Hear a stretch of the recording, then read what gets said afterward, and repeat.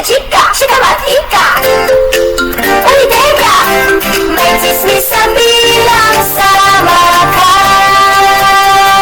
Bes, alam mo ba, si Du at Tri nagdate ka kagabi na ginseng sa bigla sabi. Mahal daw si Nantay, kaso square root lang pala. Friends on lang sayang. Chika matika, chika na numero. Ganito sa plus at minus, kwentong seryoso. Chika matika, tawanan pero tama. Habang chismis tayo, nag-aaral na pala. Oh, chika matika. Grabe, si X laging pamisteryo, pero nung tinanong ni Prof, lumabas din ang totoong value. Oh, yung angle na yan, laging third wheel, pero sa 19 degrees, perfect match, solid feel. Chika matika, chika ng numero, kwento sa tansa, ating usap edukado. Chika matika, tawanan pero tama, habang chismis tayo, nag-aaral na pala. Chika matika, hey!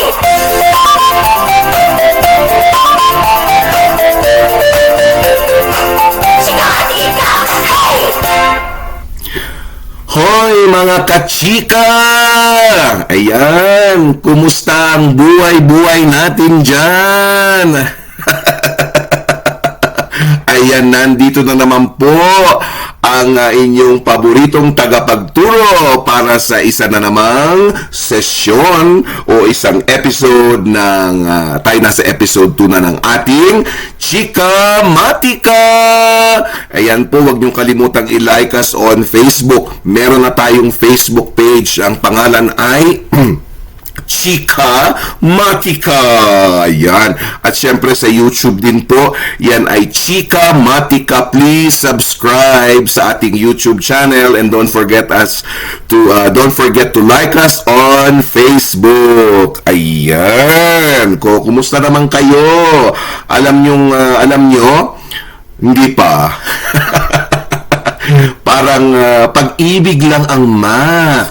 Minsan nakala mo simple lang, yun pala composite na. Naku, ano naman yung composite na yan? Yan ang alamin natin. So, direct to the point na tayo. Ano ang area ng mga composite shapes? So, ibig sabihin, gusto ko lang dagdagan yung sinasabi ko, chinichika ko kanina, no? Komplikado. Maraming plot twist.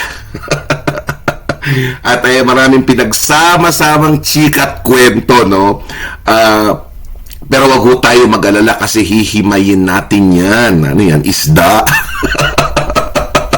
Yan ay para tayong nagbabalat ng itlog na maalat. Naku, Diyos ko, gustong-gusto ko po yung itlog na maalat na yan. Pero siyempre, sagutin natin yung katanungan na ano ang area ng mga composite shapes. Okay. So, gamitin natin ang ating laser pointer. Ayan. Oo. So, ang area po ng composite shapes ay ang kabuuang lawak ng espasyo. So, alam na natin nung episode 1, pag sinabi nating area, di ba yung espasyo sa loob, no, ng isang hugis na binubuo ng pinagsamang simpleng hugis. Simpleng hugis o yung tatawag natin sa wikang Ingles na basic shapes. Ito ho ay sinusukat sa square units. O wag niyong kakalimutan yan, sinusukat sa square units, ha? O halimbawa ho niyan, paano ba natin binabasa yan? Ang tawag natin dyan, of course, is square centimeter. Yan. Oo. Tapos, square meter. Ayan. Square millimeters. At iba pa. Kaya nga, square units, no? Ang mga composite shapes ay maaari din tawaging compound shapes o composite figures. Oo. Ngayon, ito ang tatandaan natin para mahanap ang area ng composite shapes. O, ayan, clue. May clue na agad tayo, no? Kailangan mong hatiin. O yung tinatawag natin sa wikang Ingles na decomposed. Ako minsan ginagamit ko sa pagtuturo ko noon eh. deconstruct, di ba? Kumbaga paghiwa-hiwalayin mo ang hugis sa mga basic shapes. Pagkatapos ay kukunin natin yung area ng bawat isa po, no? So isa sa mga ito at pag nakuha na natin yung area ng bawat hugis o bawat shape, ay pagsasamahin na natin, o sa madaling salita, i-add mo na yung nakuha mong area, no, doon sa bawat hugis. Kung triangulo man yan, kung yan man ay rectangle, o i-add mo na ang mga nakuha mong sagot. Ayan. O, tandaan po niyo ha. Huwag niyong kalimutan. Ako, napadigayo ako.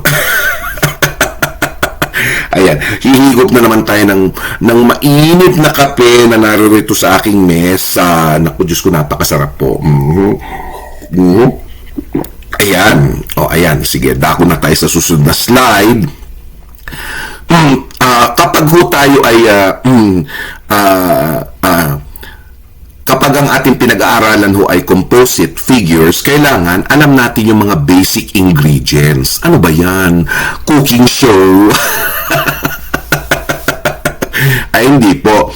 Kailangan ho nating alam yan, no? So, kasi para makuha natin yung area, no, ng bawat hugis. O, halimbawa sa ating rectangle o parihaba.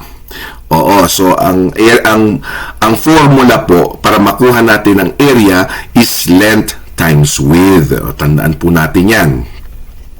Sa square naman, sa ating parisukat ay ulitin ko ha, sa rectangle po is area is equal to length times width. Imo-multiply mo yung kanyang haba sa kanyang lapad. Pagkatapos yung square, yung parisukat, may ilan ho ba ang sides ng parisukat? Siyempre, 4, no? So, pero yan ho, para makuha natin yung area, ay i-square natin yung side. Oo. So, that is side square. Side square. O, malalaman natin yan mamaya. Yan ay para makuha natin ang area ng ating parisukat. Area is equal to side square. At yung atin naman ng triangulo o tatsulok, triangulo ko ng triangulo, no? Ayan, nahihirita na tuloy. Yung ating triangle or tatsulok, yan ho, ang formula is area is equal to base times height divided by 2. Huwag niyo kong kalilimutan yan. Kasi kung minsan nagkakamali din tayo, yung iba excuse po, yung iba po minomultiply lang yung base sa height, pagkatapos nakakalimutan ng mag-divide sa 2. Hindi po dapat natin yan kalimutan, ha? So, yan ho ay pagkuha ng area ng triangle, that is area of the triangle is equal to base times height divided by 2. Oo. Okay, next ay yung bilog. Alam na natin yung area kasi pinag-aralan natin yan nung kamakailan lang, nung episode 1, di ba? So, pag area is equal to pi, alam na natin ang value ng pi. Ano po ang value ng pi? Apple pie?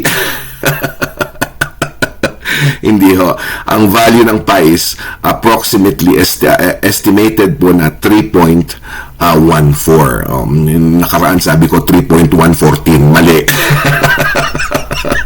So it's approximately 3.14 or 3.14. Okay, 3.14. Tama na yung sinabi ko. Hindi na siya mali. 3.14. Che. Okay, and then that would be pi times pi times r squared. And then yung ating semicircle, so ito ho ay kalahati ng bilog natin.